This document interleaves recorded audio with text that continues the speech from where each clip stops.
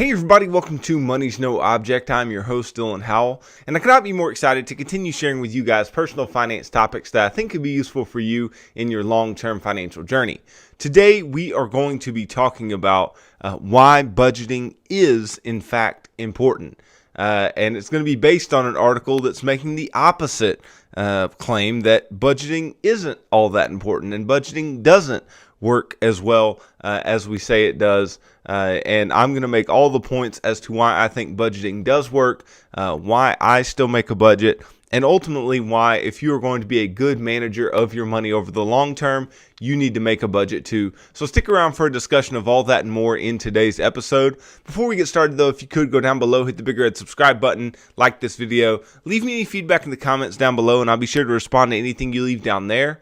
If you're listening on Apple or Spotify podcasts, be sure to subscribe and leave me a review on either one of those platforms. Follow me on social media at MNO with Dylan, and that's really good supplemental materials to all the things I'm putting out in these long form episodes on YouTube and the podcast every single day.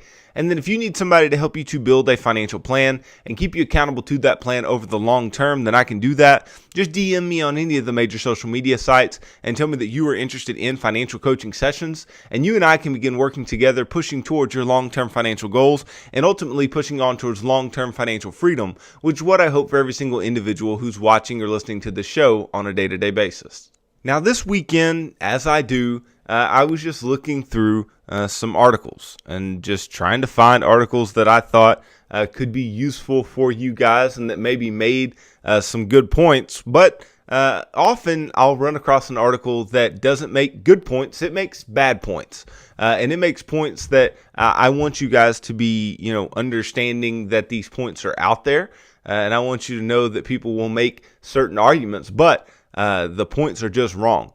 And this article, I believe, just makes the wrong point, right? And it just basically tells you that, hey, it's okay if you don't budget. And it's okay if you don't track your expenses. It's okay if you don't do those things. You can be financially successful without it. And I think you could be financially successful without it, but I think it greatly diminishes your chances of being financially successful over the long term, right? That's why the first thing that I tell you to do in the financial action plan is to have a unique monthly budget. If you don't have that, then you shouldn't even be moving on to any of the other parts, right? We need to be tracking what we are doing. We need to be tracking what we expect, meaning that we expect something in the first place, and then ultimately what we really spend on a month-to-month basis, seeing how much those diverge from one another, and then making proper adjustments as we move forward so we can plan for how much money we'll have left over. We can plan to save money. We can plan to pay off debt. We can plan to do all these other things with our money, because without a plan, then what are we going to do, right?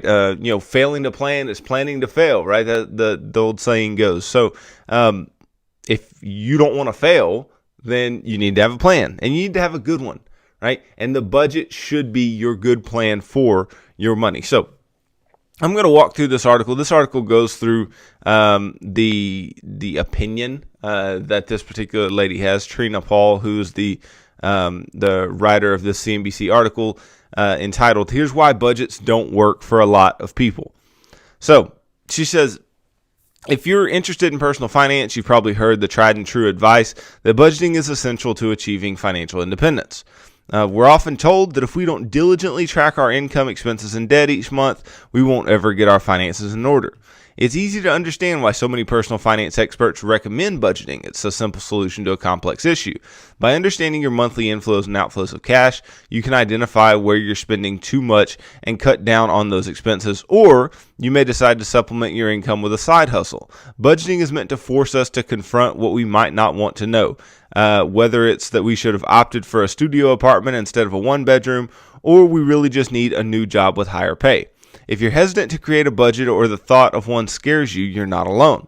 A 2020 Intuit survey of at least 1,500 people found that more than 60% didn't know how much money they spent the previous month. If you've tried making a budget and you're unable to adhere to it, it might not be your fault. Select which is CNBC Select, spoke to a policy expert and finance expert about why so many people fail at budgeting and what they can do instead, right? So I don't want to get too into this, but, I just feel like, we're constantly as a society just making excuses for the things that we, are too lazy to do, or the things that we know we need to do, but we don't want to do. And I think people know that they need a budget. I think people know that they need to know where their money's going. Right? Out of that survey that said, 60% of 1,500 people didn't know how much money they spent the previous month. That's not something to brag about. That's not a good thing, right? A good thing would be that, 60+% did know how much money they spent each month, right? And the fact that that's the case doesn't mean that we should just succumb to it. It doesn't mean that we should just decide that, since 60% of the people don't know how much money they spend, then we shouldn't even try to make them know how much money they spend. No, we should, right? And you may say, what if people are financially successful without knowing how much money they spend, right? Well, maybe some people are, but my guess is there's at least 60% of people who are not financially successful, who are financially normal, meaning in debt, don't have an emergency fund, fail to save money every month, fail to get further out of debt, fail to make substantial financial progress over a long period of time. That's just the average. It just is, right? So we shouldn't be shooting for what a survey says in a negative light about what people do financially. We should be doing the opposite, right? We should be the weird people, and we need to know how much money we spend every month. So there's two big points that are made in this article. And again, I think they're both bad points. I think they're both points that we can, go about correcting on our own, right? Things and actions and mindsets that we can correct on our own. But I think that they are true, right? I think that they are true in the sense that these are reasons why people don't budget, right? But I don't think they're true in a sense that they are reasons that we shouldn't budget, okay? So here's the first. It says budgeting can encourage a restrictive mindset around money. So they're not wrong, okay? And here's why they're not wrong. Because a lot of people view budgeting as handcuffs. Okay, but and when I'm saying handcuffs, what I'm saying is like, my hands are tied together. I can't go any wider. I can't spend anymore. I can't do anymore. I'm restricted. Well, maybe some of you need to be restricted with your money, first off, right? But it shouldn't make you feel restricted. A budget should not be restrictive. That's something you have to get over on your own. That's something you have to get over psychologically. Budgeting is not restrictive, right? Budgeting is going to give you freedom, okay? Just like any other type of discipline in life. Jocko Willink, I don't know if you guys have ever heard of Jocko Willink, but he's been on like Joe Rogan, and all these different types of podcasts, and used to be a Navy SEAL, and just has a great story. And he has a book that's literally named "Discipline Equals Freedom." Okay, and this is like saying discipline is bondage, discipline is restrictive, discipline doesn't allow me to do what I want to do. That's what this argument is. But I'm making the opposite argument. I'm saying discipline equals freedom. Right? Having discipline about your money, budgeting your money, is going to free you up to actually, one, have money, right? And then two, use your money in the way that you would ultimately like to, right? If you are in, financial straits, you don't have options, right? You don't have the ability to make choices for yourself, then you probably feel pretty lost, and you probably feel like nothing works and nothing's going to work. Right? But if you do have money and you do have options and you're financially free, then you can probably attest to the fact that a budget helped you to get there. Knowing where your money was going helped you to get there. So let's see what the writer here has to say about this. So for many people, budgeting can be similar to dieting. You might eagerly create a new budget or start a new diet in the hopes of saving enough to go on vacation or shedding a few pounds respectively. However, after you slipped up by eating a slice of cake or by spending too much on a new winter coat, you might be tempted to tear up the budget or say screw the diet. Now this is not false, okay?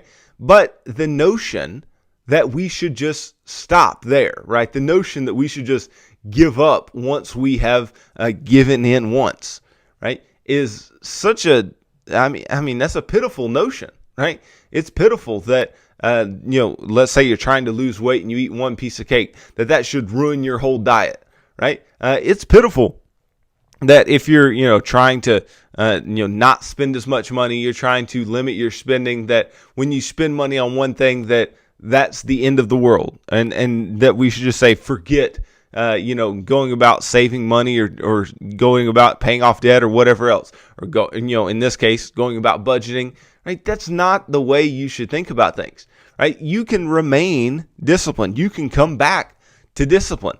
But this writer's making the argument that no, we can't come back to discipline because it's too hard. No, I don't care if it's too hard. This is something that you need to do to be financially successful. So the language around budgeting and dieting, they often have moral connotations. You're sinful and gluttonous if you indulge by breaking the diet or overspending, and you're self-disciplined when you can adhere to strict spending limits or calorie counts. Well, you are self-disciplined if you can adhere to strict spending or calorie counts. You are self-disciplined, right? Have you ever tried to eat less than a certain amount a day? I mean, it can be difficult, right? Have you ever tried to, go from spending a lot of money every month to almost spending none so you can make financial progress? It's difficult, right?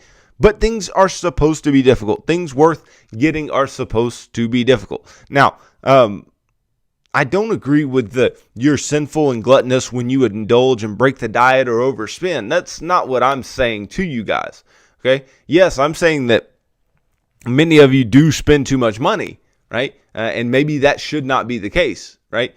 But that's not to say that you are morally wrong, right? Or that I'm morally right for budgeting, or I'm morally right for planning out where my income goes and where my expenses are going. This is not a moral judgment, okay? But ultimately, self-discipline is required. You must be self-disciplined in order to be the most successful with money that you can ultimately be. So if you fail to stick to your budget or diet, it can often feel like a reflection of your character, is what the writer says. And it shouldn't, okay? Again, these are just decisions that you make, but these decisions are an outflowing of who you are. And it's an outflowing of what you're about. And ultimately, what would I rather be about? Would I rather be about self-discipline? Would I rather be about, being able to control my actions and actually do the right things? Or should I be willing to just say, forget about it. Who cares how much money I spend on whatever? I'm going to just do my best. No, that's not the way that you go about it. You want to do your best, of course, right? But how do we do our best? We do our best by being self-disciplined, by having rules for ourselves. We do our best by having a set of guidelines by which we live our lives, right? And with money, it is no different. And so the article goes on, budgets don't work for many people in the same way diets or one-size-fits-all eating approaches don't work long-term. Instead, I believe that finances are personal. In the same way, it's not about dieting, but rather eating well. Okay, I don't see the difference there. I don't believe it's about budgeting, but rather spending and investing well, says Melissa Brown, author of Budgets Don't Work, But This Does. Well, how do you plan to invest and spend well? Well, you need to budget, right? You need to know where your money is going. Again, this is not rocket science, right? We're using the word budget, but all the word budget means is to plan and track. That's all budgeting is. Planning your expenses, planning where your income's going to go, and then ultimately tracking where your income went, tracking your expenses. This is not rocket science, okay?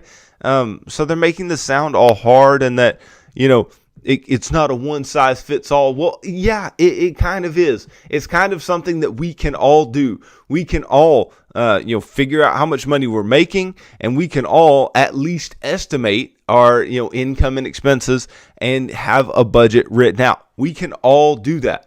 And budgeting is not a static thing. I've told you guys this before. Budgeting isn't something where you just set it and forget it, right? They're saying that it's some, moral judgment or has some moral connotations. No, it does not, right?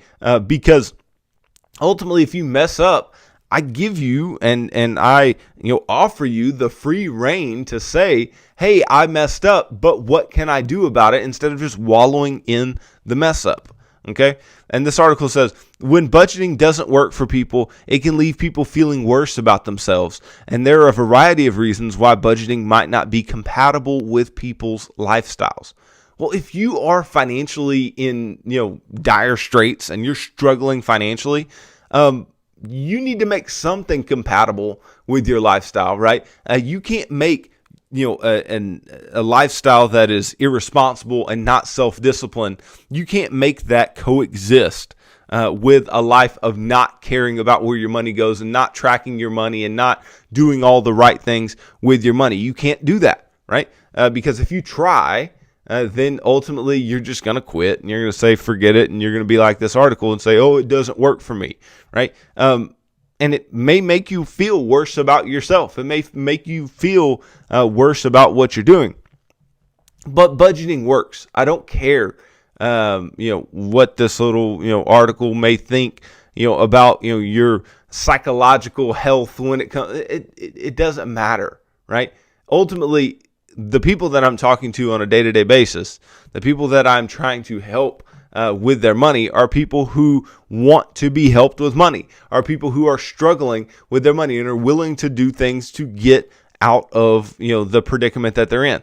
Sure, if you're in some little, comfy predicament, you have just enough debt and hey, I can service this debt and I can do all these things and I don't care so much about being, financially free or financially disciplined in the way that you're talking about, then guess what? Don't listen to what I'm saying. That's fine. I'm not mad at you, right? But what I am saying is that when you get to the point that you want to get out of debt, or you want to be financially free and you want to make good financial decisions, you have no choice. You must be financially self-disciplined, right? And you must make good financial choices based on some type of plan.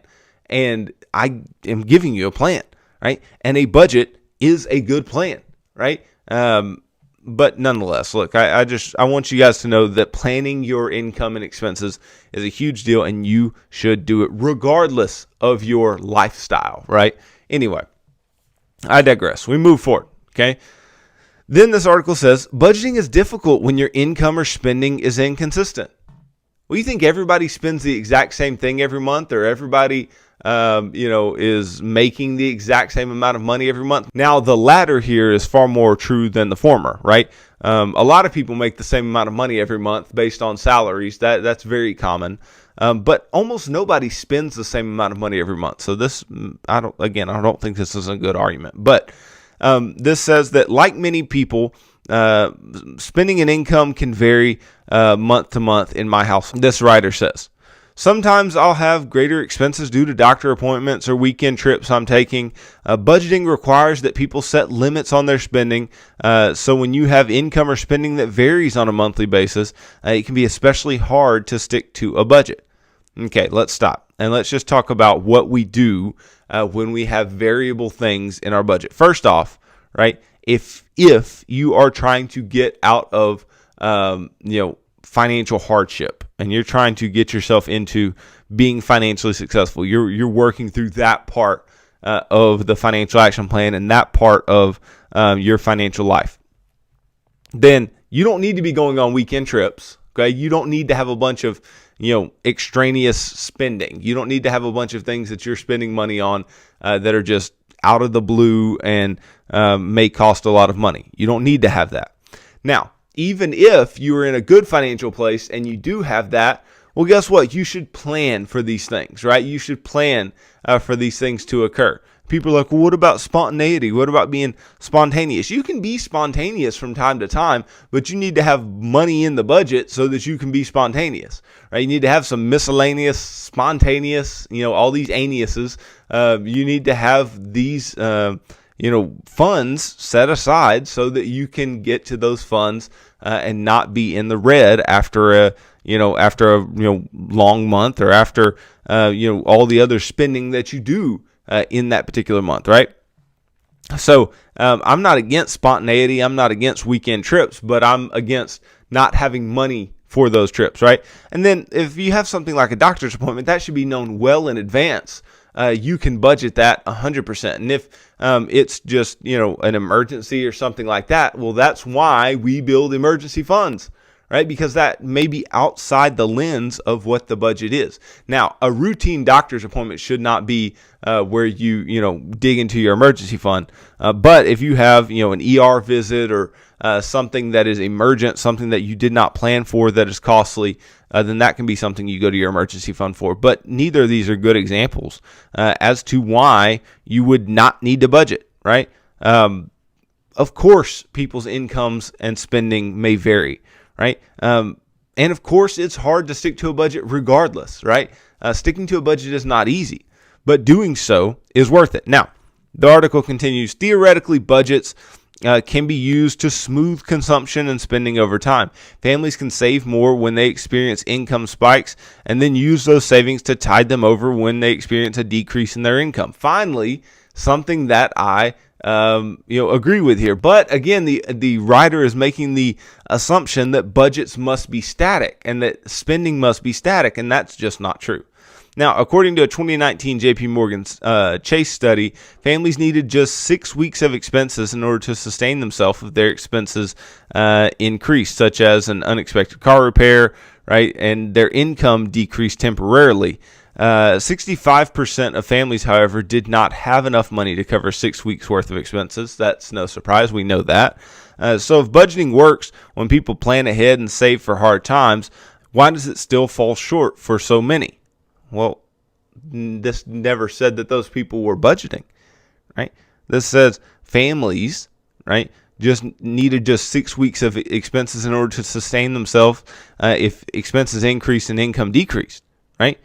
It says 65% of family did not have enough money to cover 6 weeks worth of expenses. This doesn't say anything about budgeting, right? It says, so if budgeting works when people plan ahead and save for hard times, why does it fall short for so many? Because a bunch of people don't plan and save for hard times. That's not rocket science. It's not rocket science to think that everybody doesn't do that, right? We're making an assumption here that says that, everybody plans for the future and everybody has money set aside for hard times. That's not true. Most people don't. Right? That's why what I am teaching on a regular basis is to do so. What I'm teaching on a regular basis is for you to limit your spending, is to budget, is to plan ahead, is to save for hard times. It works. That doesn't fall short, right? What falls short is what American families think they should be doing financially, because they're looking at articles like this and going, I don't have to budget. Right? Budgeting is not helpful. Budgeting is not a tool that I should use, right? This is giving people a cop-out. Right? And ultimately, people don't need a cop-out. What they need is a good plan. What they need is something that they can actually follow. And ultimately, a budget is a great part of a good financial plan. Okay? So that was a pitiful question to ask there. But they try to give an answer, and they say, well, the answer is complicated. Right? Sheeta Elmi, research program manager at the Aspen Institute Financial Security Program, notes that many of the families who experience income volatility or annual income gains or losses of more than 25% are more likely to have inconsistent hours, lower wages, and lack employee benefits like paid parental or sick leave, which, again, I don't know what this has to do with budgeting, because you can still budget in all these cases, but nonetheless. Elmi says, I worked with this group of nonprofits that works directly with low and moderate income households called the Consumer Insights Collaborative. So one of the things that came out of this research was that really one type of worker, higher income full-time employees, receive workplace benefits, and it really stands a reasonable shot at financial security. Oh my goodness. See, so now this article is trying to say that, hey, the little man can't get ahead, right? The little guy can't budget. The one who doesn't make as much money can't budget. The hourly worker can't budget. The one who doesn't receive workplace benefits, they can't budget. And it is crap. Right? If anybody can benefit from budgeting, it is the little guy. It is the little guy who doesn't make as much income, because then you can actually tell that income where to go, right? And you won't be worrying about where it went, because you'll know where that income went. And you may say, well, what if I'm an hourly worker? What if this, that, or the other? Well, you conservatively budget, right? You start with a bare bones budget that is the minimum that you think you're going to make in a month, right? And you start with that, and you start with all of your needs, right? All of your primary needs as far as expenses go. And then any extra money that you make above those primary needs, you should have everything else as far as expenses laid out afterwards, right? And things that you would like to do with your money after your needs laid out afterwards, right? And then any extra money that you make, just go right down the line of the things that you want to do with your money. It's not that difficult. It's about being flexible, right? They said earlier that, budgets are restrictive and budgets keep you from doing what you want to do. Quite the contrary, right? Budgets are flexible. Budgets are going to allow you to run them, right? And you can be flexible. It's all about mindset, though. So I'm just going to continue with this article and I'm just not on board with, but it says there's a significant number of families who struggle with income volatility. That's probably true, right? 2015 Pew study says that 34% of families reported experiencing income volatility.